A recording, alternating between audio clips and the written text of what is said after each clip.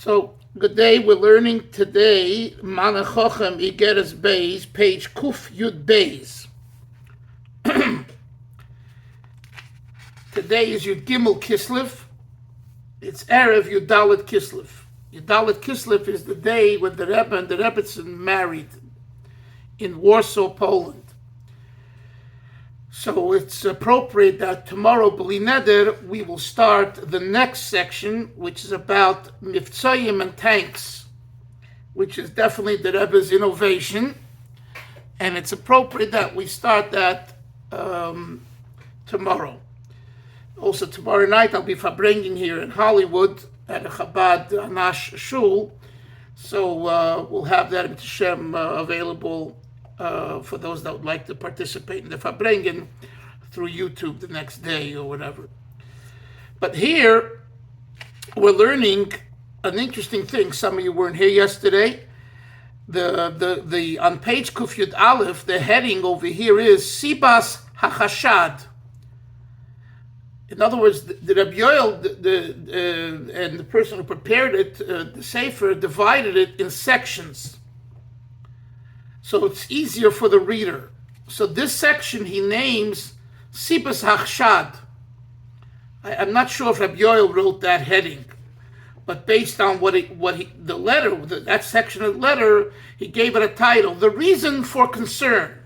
The reason why the Satmar Hasidim, some of them, etc., those who hold the Shita, and what's their Shita? That Chabad, Lubavitch, has been caught in the web of Zionism.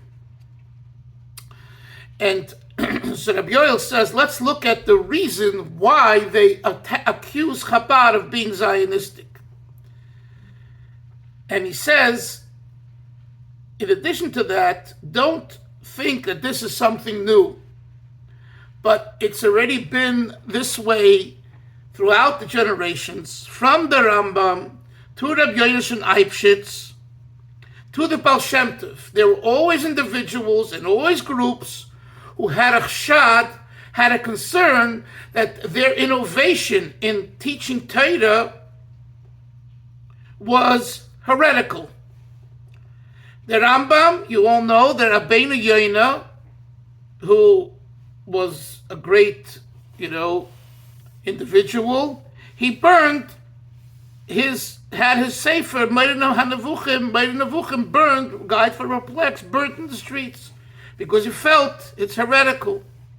Rabbi Yonasan Eibshitz, I believe during the 1700s or the 1600s, anyway, Rabbi Yonasan Eibshitz was accused of being a follower of Shabtai Tzvi.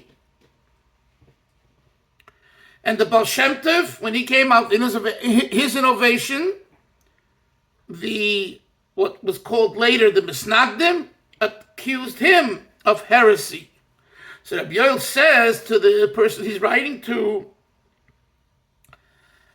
the fact that you make a mistake and you accuse Lubavitch of being Zionist, it's already kvar kodma. There are people, greater people than you, that made that mistake. So number one, ein chadash tachat hashemesh. There's nothing new under the sun. Number two, le'etzem hadavar. Let's talk about the issue itself. He says that the reason why you accuse Lubavitch is because you hear a phrase, you hear half of a sentence, and based on that, you say, oh, they're just like the Zionists. And for example, he says, take the idea of the Gemara, Afal Pi Shechota Yisrael Hu. Although he sinned, he's still a Jew. So the Zionists used that phrase, as we learned earlier in the letter, to support nationalism. As long as you are an Israeli, you could sin and you don't have to do tshuva and nothing else is relevant. Because Yisrael, you're a Jew. So they use that as a support for nationalism, which is heresy. It's Because the real meaning is, even though you've sinned, you're a Jew. Meaning to say, not that you should sin, not that sin is not important. Chabad, Lubavitch, uses the same phrase to embrace, hug every single year, every single Yid. Even though a Jew has gone so far, Yisrael, he's still a Jew. Why? Because his Jewishness is his neshama, and his neshama is explicitly connected to Torah. So it's the total opposite approach than Zionism. But these chevre, when they hear the logic of Yisrael, well, they say, it's the same phrase the Zionists use, you're a Zionist.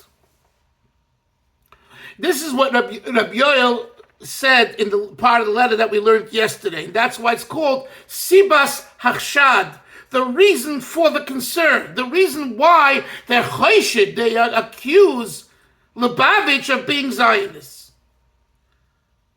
So Rabbi Yoel says, my dear friends, to these guys he's writing to, look at the inside, look at what we're talking about.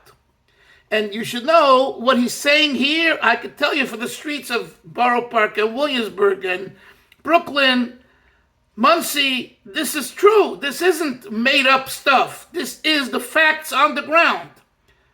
The shallowness that there is in this community, in this area, I want to make it clear, in this area is tremendous. And I'll tell you why. This is not part of the letter, but I think it's important for you to understand. Every culture has a way it creates the individual. The culture that Satmar created in Williamsburg, and I've told you before, the Satmar Rebbe and his Gaboyim and Rabbonim, they were the kings of Williamsburg. If you didn't cooperate with them, you were ousted or you were a pariah. So much so that his his nephew, the Kloisenberger Rebbe, Rabbi Yehuda Yekusiel,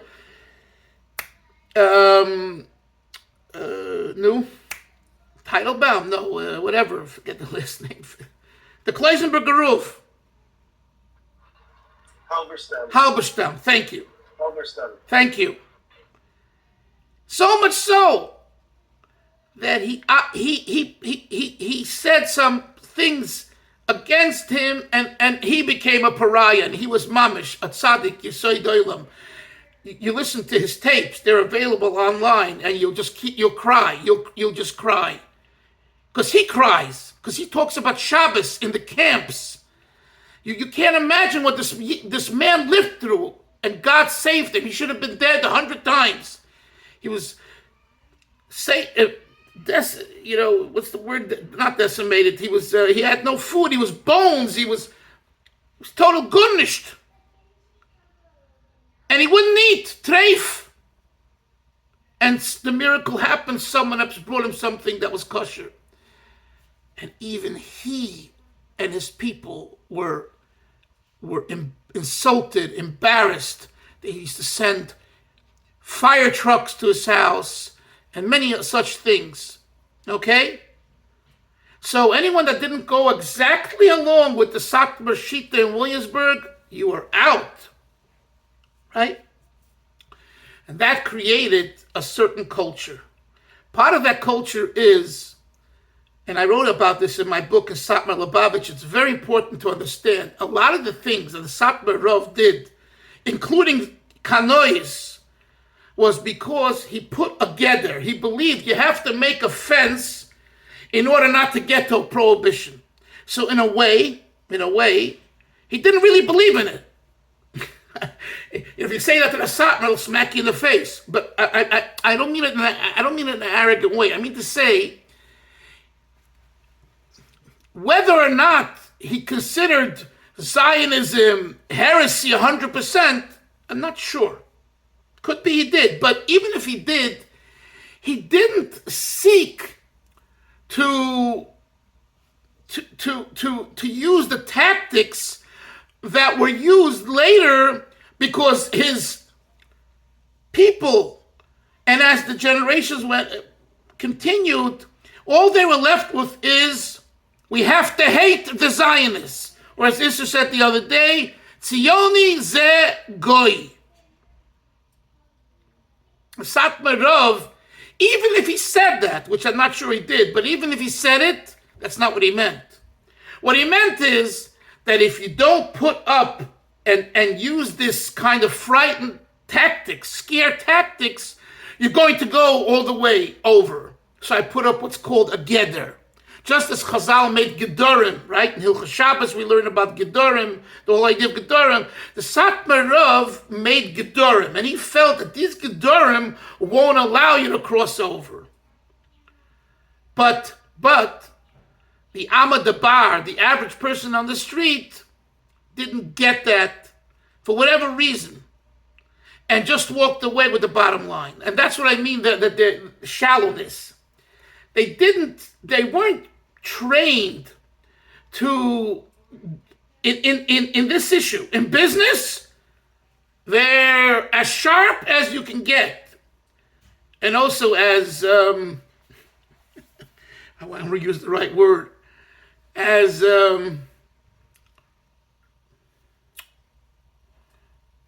I wouldn't do business with them, that's all I'll say. In business, they're the top. I mean, you guys can't imagine. There's Satmars living, and they own oil companies, oil businesses. I mean, you're talking about, and I say to myself, where did they get the experience? They're like an executive in a company, and compared to a CEO of Exxon.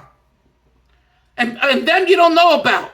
And they're sitting in Borough Park or Williamsburg or Monroe. So in business, they're the word in Yiddish, Yiddish, chitra. You know what the word chitra means? Shrewd. But when it comes to these issues, they're not shrewd at all. They're like simplistic. The Rebbe said this, that's the way it is. All tziyonim are shoyim. That's all. I don't want to do what Yoel Khan is doing here, Yoel Khan is doing here, discerning, splitting hairs, explaining. That's all, as Rabbi Yoel said himself. That's all you guys say from the Klippa side of Klippa.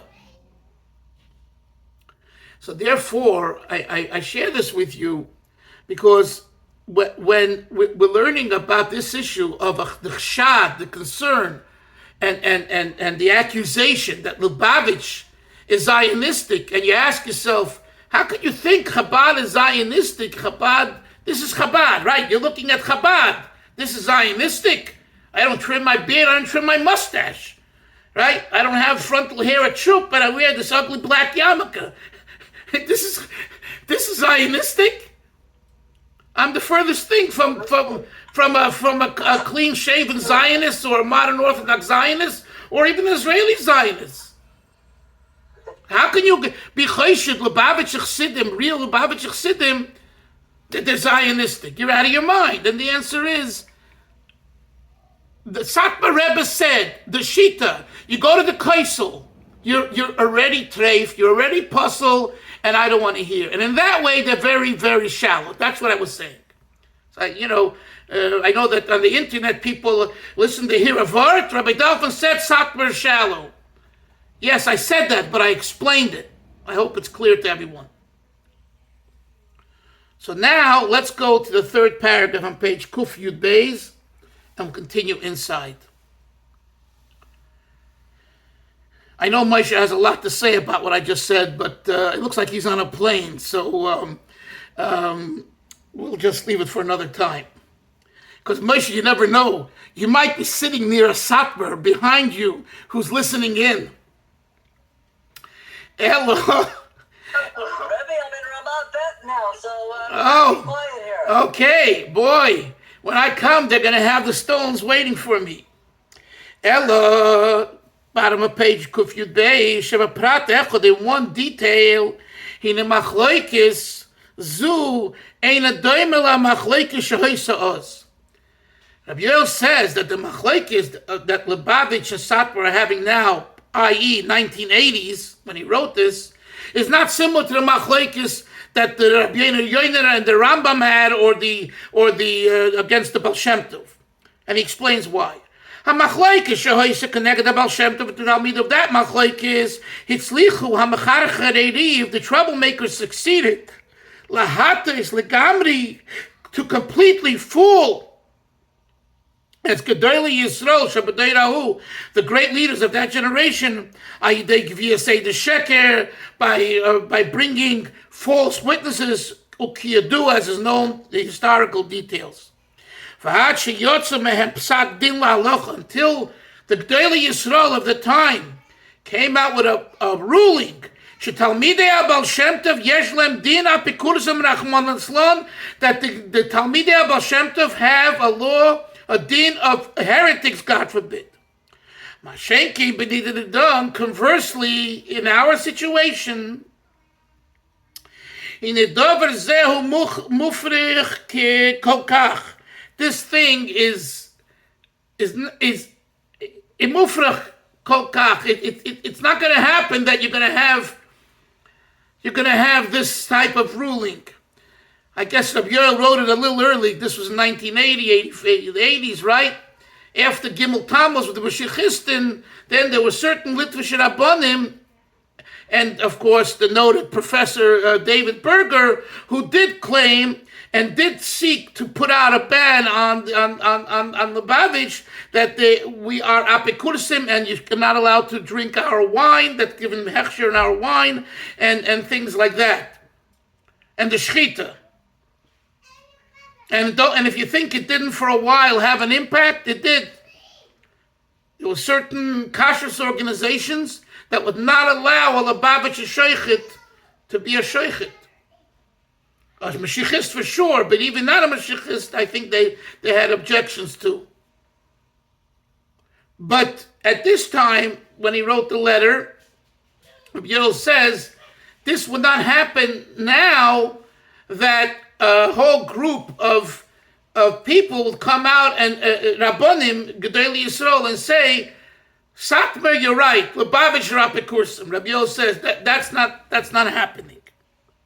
Also,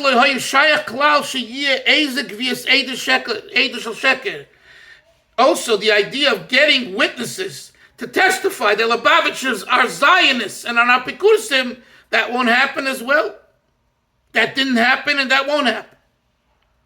He's not saying it won't happen. It didn't happen, so it seems improbable. Let's put it that way. And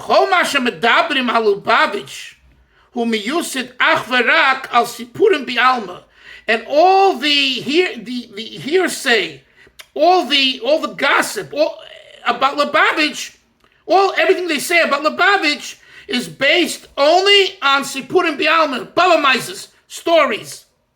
Shepeichem ba'avir, that jump in the air. That's an expression. Peichem ba'avir. Shalahoyev nivru.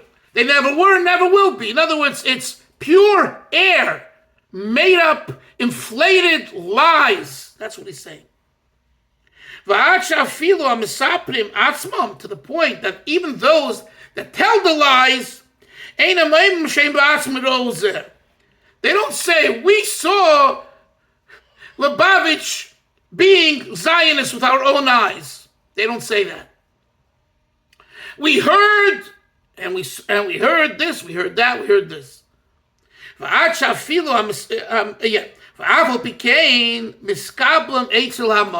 on to page Kuf Yud Gimel, top of the page.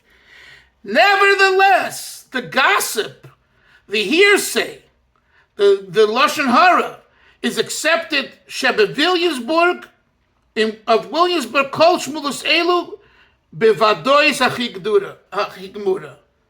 In Williamsburg, they say it's 100% true. Lubavitch are Zionim. Lubavitch are heretics. The Rebbe is a Zioni, etc. Rabbi Yoel says they accepted like it was given to Moshe on Sinai, Moshe Sinai, lahavdil. Final paragraph, Kuf Yud Gimel. V'harei t'miya gedoyla. Rabbi Yoel says, this is a great wonder. This is surely perplexing. Yedua mefursem shechsidei Satmar, it is known and publicized that the Hasidim of Satmar, kishemasaprim lehem eize sipur mitzadik, when you tell them a story of a tzaddik, hini hashayla harishoina etzlam, the first question they have is, mi yoyma shahoyakei. And this is so true. They ask, who says it's this way? Let me just finish the paragraph and then I'll explain a little more. Then they ask the person who told them the story about this and this tzaddik, this happened. They say, did you actually see that you're telling me this story? Nevertheless, when they're told something about Lubavitch, they say, it surely happened. Whatever I was told about Lubavitch, it's exactly that way. Without questioning and delving into it, whether it's true or not. Now, let me give the background here, because this is important. One of the, again, in line with what I said earlier, which was, I shared with you what I believe was the underlying issue for the Satmar Rebbe, making a geder, making a fence, so that you don't cross over. And that also led to the following, that he didn't accept and dismissed easily stories and customs. He was very dismissive.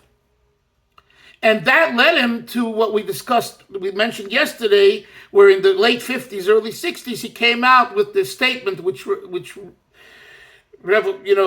caused an outcry, especially by the Rebbe, that the nishtakha Torah Sabal Shem Tov.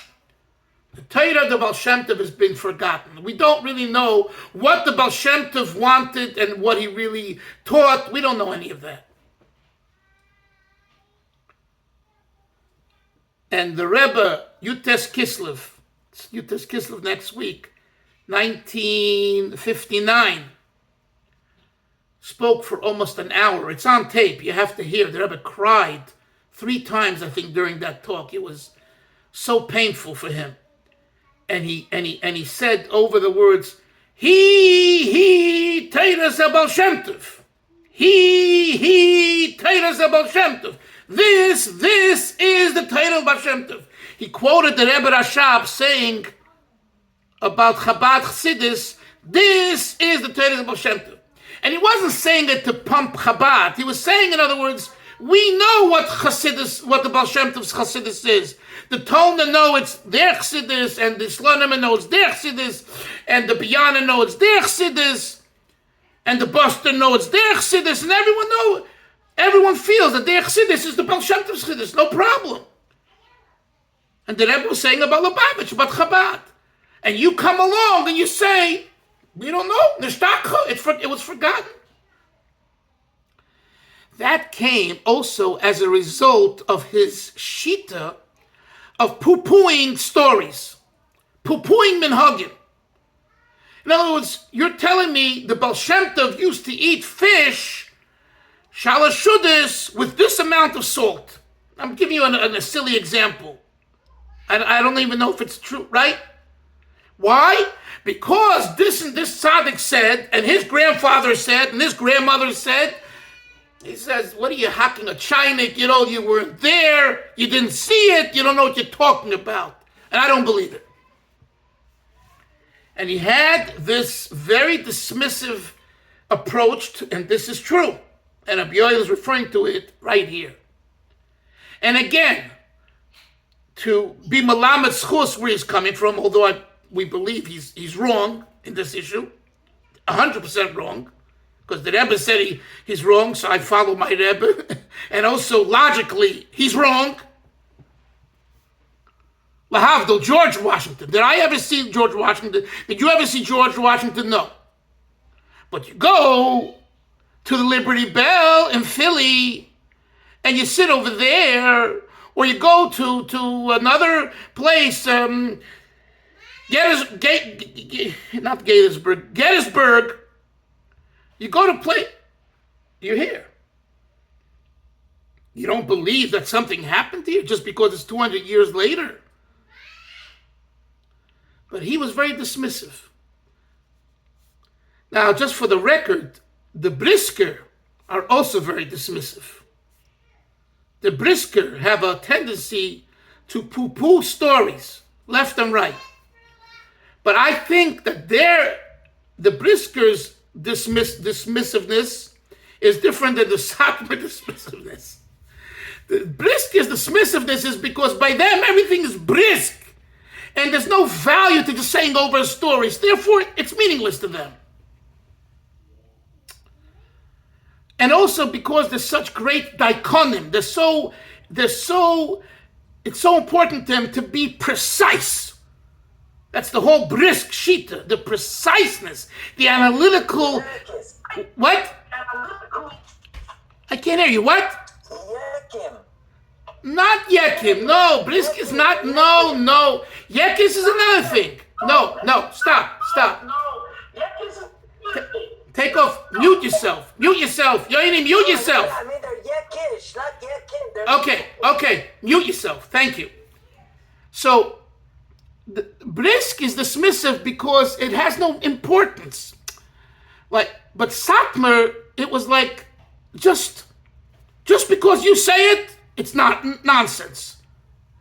So Rabbi Yoel's saying, if that's your shita, why when someone tells you gossip and lashon hara about Lubavitch, oh yes, it definitely happened. You don't say it's dismissive, it's narishkeit. I wasn't there, I didn't see it. So he says, you're full of it. You push it, when it comes to something that gives you mileage, because it's your shita and that's what you want. Oh yes, it's true. Lubavitch is Zionist. I know. They're bowing to the cross, lahavdil, So this is the end of this section in which the Rabbi Yoel attacks the issue of their concern and why it's absurd and ridiculous, and it contradicts their own way of thinking. So he says, come on, become honest. Look at yourself and see that when it comes to everyone else, you're dismissive of stories. When it comes to the stories you hear about Lubavitch, it has to be true. And what I walk away with this important teaching that we learned today is the following. That there needs to be a balance. My line of work, in addition to teaching, is writing and history. And I hear every day stories and words and he said this and she said this. And there's an issue. The issue is who's saying the truth and who's not. And I spend a large amount of time on trying, to the best of my ability, to discern and to weed out the nonsense from the truth. I'll never satisfy the academics of Harvard and Princeton. As I told you about that Shabbaton I had in Atlanta with 4 PhDs, Orthodox, frum, shooting darts at me. And they invited me for the Shabbaton on my book of Rav and Rebbe. Because Don Seaman, the associate professor of Jewish studies at Emory University, is a good friend, and he invited me for Shabbos, made a Shabbaton. And what impressed him most wasn't my talks, which, were good, I think, but the Farbrengen Shabbos at Kiddush. They never saw such a thing. 150 people in the room never tasted what a real Farbrengen is. And by the way, it wasn't yet a real Farbrengen, because it was a modern Orthodox crowd at a Kiddush with a full meal. So you can imagine how Chaim Dalvin feels, but that was the setting. So I went full force. there wasn't a pin drop in the room. And he told me that touched them the most from the whole Shabbos. And Motzei Shabbos, we had a round table. So Don was the moderator, and I forget the name of another professor who was a Brooklyn boy, learned to Flatbush Yeshiva, PhD, very bright.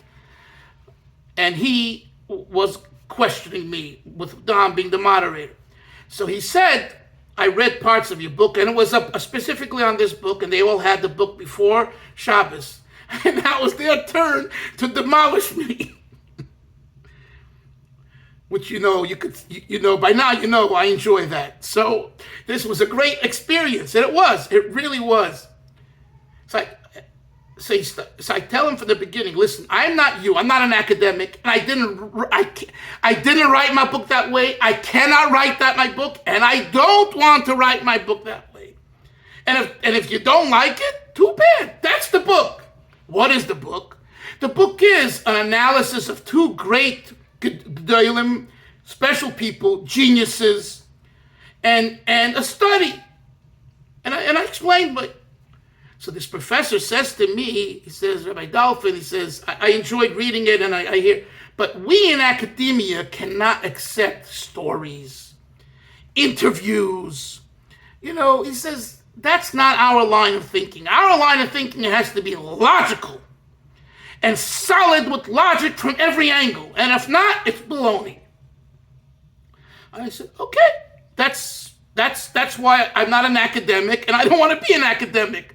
I'm a chassid, and I want to be a chassid, and I will always be a chassid, and this is the way I write. You don't like it? Don't buy the book. No problem.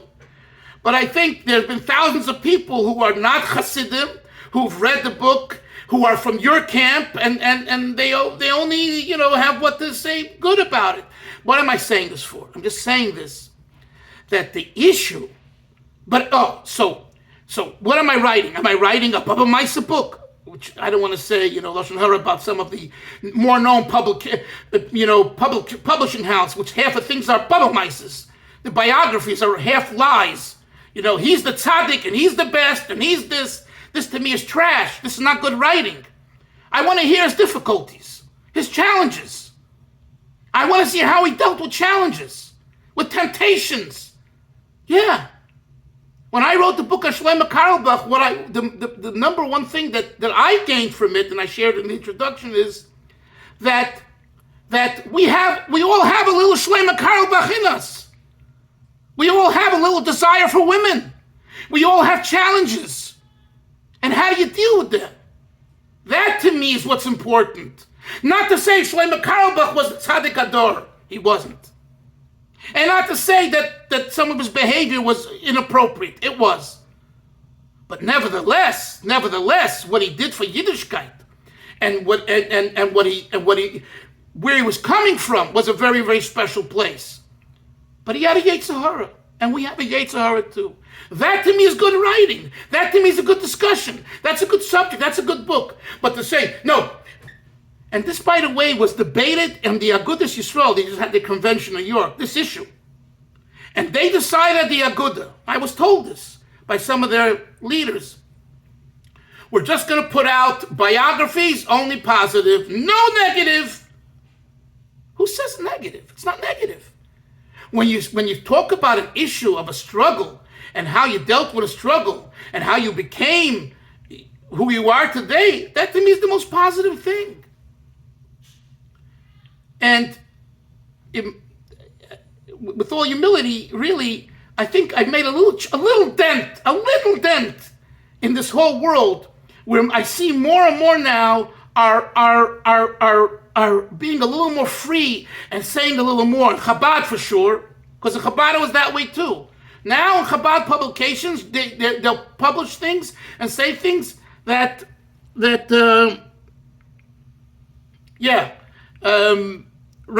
Issa's right. Making of a gadol, right. Was the right. But he was ostracized because he's a Kamenetsky, a son of Rabbi Yankel Kamenetsky, and I was in touch with him a lot. We shared a lot of emails, and in fact, I cited him and I contradicted him, and we had good discussions. But a little dent. Be honest. So here is the question. How do you believe, do you not believe? Well, that's up to the writer. That's up to the researcher, who he is. Depending on who you are, that's what you're going to produce. And I think that there's a balance. And Rabbi Yoel here, I believe, is also suggesting that. To say that all stories are emes is nonsense. To say that all stories are not emes is just as much nonsense. So, even if a story is not emes, but it gives inspiration, and it's said in a certain way with sensitivity and honesty, we're never going to get it all correct. People change. First of all, the memory. I look at myself, Baruch Hashem, I think I have a good memory. But nevertheless, as you get older, you start forgetting. That's why whatever I wrote down in my diary, when it happened, to me I always say, that's the way it happened. I say to myself, not the way I remember my diary now 15, 20 years later. No. What I wrote there is that's what happened, or at least closer to what happened. Because then it happened, I wrote it down, right? I wrote down my experiences in Bet Shemesh for 2017, 2018. That's what happened. I wrote it down the way it happened. Now it's 2023, and I'm writing something, I want to cite something there. So Rabbi Yoel is saying over here that you accuse Lubavitch of being Zionist, no problem. Prove it. Prove it and prove it. You want to sit down? Let's sit down and we'll have a debate. You understand? And this is why this was a very important part of the letter, because this spills over to so many things today, where people will accuse your community of all kinds of things. And this is also true today with this whole issue of abuse. Okay, I don't want to go off, but as much as it's a real issue, there's also a lot of people that are troublemakers, and they want to bring people down. So that's why you have a bezdin, you have a court, and you need to be mevarer. You understand? I know of a case now, it's happening somewhere, I don't want to say more, where it's mamish and alilas dam, a blood libel against an institution. A blood libel. So now they have to hire the best lawyers to defend it, and they will win. Yeah, we've indicated, because it wasn't even in school, and it was... But the point being is, today, anyone that can accuse you. Years ago, a friend, a Chabad rabbi, in the early days of shlichus, we did everything ourselves. We were the bus drivers, we were the rabbis, we were the counselors, we did everything ourselves. That's what Chabad shlichus is. Today, because, it's expanded, there's more money and different things, you have this one helping you, that one helping. So one of the Chabad rabbis, I knew a friend, he was driving home counselors. And the next day or so, he was accused of either having an affair with the counselor or wanting to have an affair or being seen with a girl. Sitting in the back seat, he's driving. Do you understand? You have to be so careful. Ein l'dover sof. But that's the rule, and today it's only quadrupled. So it's a very, very important thing to be conscious of, because you're going to be called on it. It's just a matter of time. And that's the current today, to trap people, the extortion. I'll just give you another example.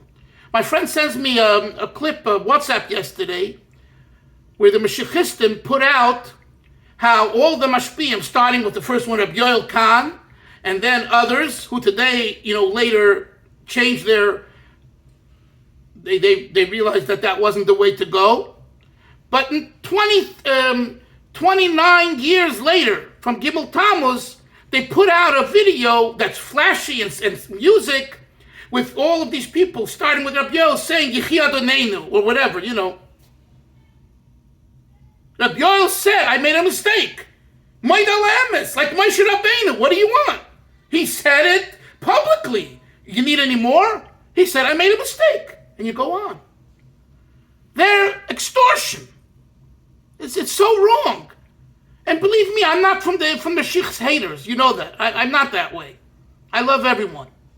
But nevertheless, what are you lying? What are you doing 29 years later trying to say that these Rabbi Yoel and all these Rabbanan Meshichistin, they made a mistake, they stopped it, and that's it?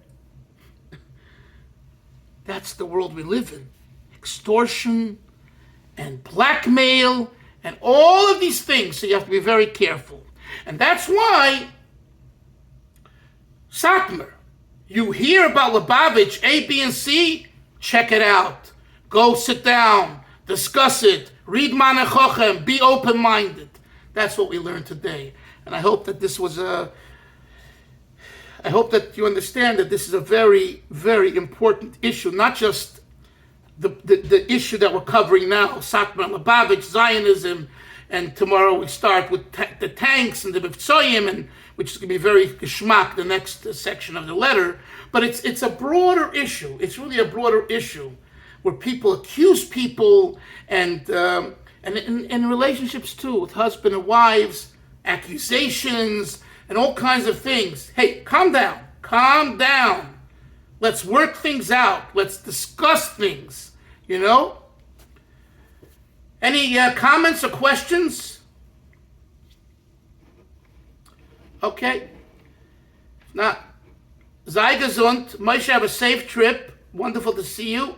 It's really Mashiach's times. If you're on a plane and you're able to see a shiur, it's definitely Mashiach's times. Not a schalta de Geula, but it's definitely creeping up there. I mean, it's amazing. He's on a plane, and he's listening to a shiur, and I see him, and he sees us. I mean, it's Mashiach. Moshe, you see, that's Mashiach. That's Mashiach, Moshe. That's Mashiach. That you're able to learn a shiur in the morning or in the afternoon or in the evening, wherever he's flying over, and to hear and to see, it's Mashiach. Right? So let us hope that Mashiach will come and act in mamish, and we'll be able to see him and hear him, and we'll all be in Yerushalayim. Yes, you want to say something?